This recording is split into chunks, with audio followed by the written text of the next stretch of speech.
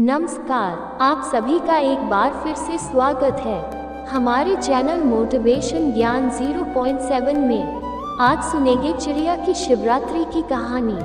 बहुत पुरानी बात है, एक गांव था। उसमें एक चिड़िया भगवान शिव के मंदिर के बाहर पेड़ पर रहा करती थी। उस चिड़िया के 3 छोटे छोटे बच्चे थे। वह चिड़िया गांव के घरों से दाना चुगकर लाती और खुद भी खाती और अपने बच्चों का पेट भी भरती। चिड़िया भगवान शिव की परम भक्त थी। वह मन में भगवान भोलेनाथ और माता पार्वती को हमेशा याद करती और प्रणाम करती। उस गांव में एक सेठ सेठानी का घर था। सेठ सेठानी के कोई औलाद नहीं थी। सेठानी इस बात से परेशान होकर रोती रहती थी।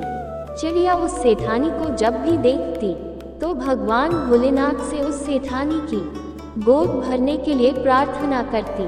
सेठानी बहुत ही अच्छे विचारों वाली औरत थी, पर सेठ का भगवान में कोई विश्वास नहीं था और न ही पूजा पाठ करता, न ही भागवत कथा सुनता और न ही ब्राह्मण की सेवा करता।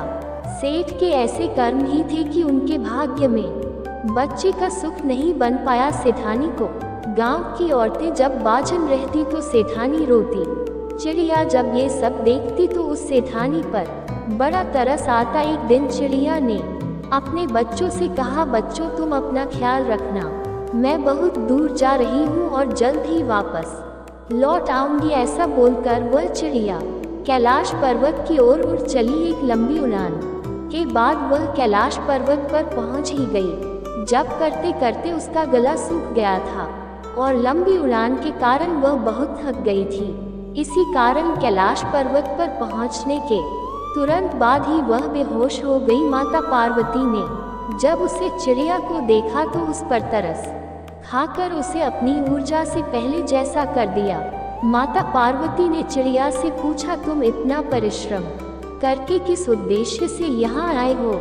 चिड़िया ने कहा, माता मेरे गांव में एक सेठ सेठानी रहते हैं, उनकी कोई संतान नहीं है। कृपा करके आप उन्हें पुत्र सुख दे दीजिए, क्योंकि बच्चे के लिए सेठनी बहुत रोती है और बहुत दुखी रहती है। इस पर महादेव जी ने कहा, सेठ न ही भागवत कथा सुनता है, न ही कोई ऐसा पुण्य कर्म करता है जिससे उसके भाग्य में पुत्र योग बन सके, इसलिए उसका कोई पुत्र नहीं हो सकता। पर चिड़िया के बार बार आग्रह करने पर माता ने शिव जी को मना ही लिया। फिर भगवान शंकर ने कहा, पुत्र तो हम दे देंगे, लेकिन सेठ अगर पुण्य कर्म नहीं करेगा तो उसका पुत्र मृत्यु को प्राप्त हो जाएगा। चिड़िया ने कहा, प्रभु आप सेठ सेठानी को पुत्र दे दीजिए, पुत्र प्राप्त होते ही वह पूजा पाठ करने लगेंगे। ऐसा कहकर चिड़िया खुश होकर वहां से चली गई।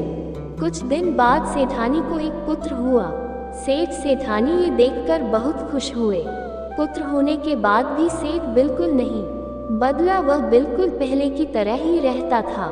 चिड़िया को सेठ के पुत्र की बहुत चिंता होने लगी। चिड़िया सोचती कि इसके बच्चे के लिए यह कोई पुण्य कर्म नहीं करता, कहीं इसके पुत्र की मृत्यु ना हो जाए। चिड़िया फिर से उड़ान भर के कैलाश पर्वत पर पहुंची और माता पार्वती और भगवान शिव से निवेदन करने लगी कि सेठ जी को पुण्य करने के लिए कहे। पार्वती माता ने चिड़िया की भक्ति देखते हुए और उसे दूसरे की परवाह करता देख उन्हें बहुत प्रसन्नता हुई। माता पार्वती और भगवान शिव उस सेठ के घर एक ब्राह्मण और ब्राह्मणी बनकर गए और सेठ सेठानी के दरवाजे पर जाकर भोजन के लिए कहने लगे। सेठ ने पहले तो मना कर दिया, पर सेठानी बड़े ही मन और आदर से उनका आदर सत्कार करने लगी। सेठानी ने उन्हें बिठाया और भोजन कराया। घर के अंदर माता पार्वती और भगवान शिव के प्रवेश करते ही सेठ की बुद्धि ठीक हो गई और वह ब्राह्मण ब्राह्मणी से क्षमा मांगने लगा। तब महादेव जी ने ब्राह्मण के रूप में बताया कि तुम्हें पुत्र का सुख नहीं था। एक चिड़िया की भक्ति से प्रसन्न होकर मैंने तुम्हें पुत्र दिया है। अगर तुम पुण्य कर्म नहीं करोगे तो तुम्हारी पुत्र की मृत्यु हो जाएगी। ये सुनकर सेठ सेठानी रोने लगे और नन्ही चिड़िया को धन्यवाद देने लगे। सेठ ने कहा, हमारे पुत्र के लिए एक चिड़िया भोलेनाथ से लड़कर हमारे भाग्य में पुत्र सुख दे सकती है। तो क्या हम अपने पुत्र की रक्षा के लिए पुण्य कर्म नहीं कर सकते? सेठ जी ने ब्राह्मणी से पूछा। महादेव जी के प्रिय व्रत कौन से हैं जिनको मैं धारण करके महादेव जी को प्रसन्न कर सकूं? तब माता पार्वती ने बताया, महादेव जी का सबसे प्रिय व्रत महाशिवरात्रि है। जो भी मनुष्य महाशिवरात्रि का व्रत करता है और उस दिन पूरे विधि विधान से भगवान शिव की पूजा करता है, उस पर महादेव जी की कृपा बरसती है। सेठ सेठानी ने कहा, अब हम भी महाशिवरात्रि के दिन महाशिवरात्रि का व्रत करेंगे और पूरे विधि विधान से पूजन भी करेंगे। महादेव जी और माता पार्वती जी वहां से चले गए। अब सेठ सेठानी धर्म कर्म व्रत पूजा और पाठ करने लगे, जिसके पुण्य से उनका पुत्र और धन बढ़ने लगा। चिड़िया भी उस सेठानी को देखकर बड़ा खुश रहने लगी और सेठानी के आंगन से दाना चुगने लगी और अपने घोंसले में बैठकर ओम नमः शिवाय का जाप करने लगी। ये थी आज की कहानी। देखा आपने किस तरह एक छोटी सी चिड़िया ने एक सेठ सेठानी के जीवन में पुत्र सुख दिलवाया। आपको ये कहानी कैसी लगी कमेंट करके जरूर बताएं और साथ ही हमारे चैनल को सब्सक्राइब करना ना भूलें। आप सभी को महाशिवरात्रि की हार्दिक शुभकामनाएं। धन्यवाद।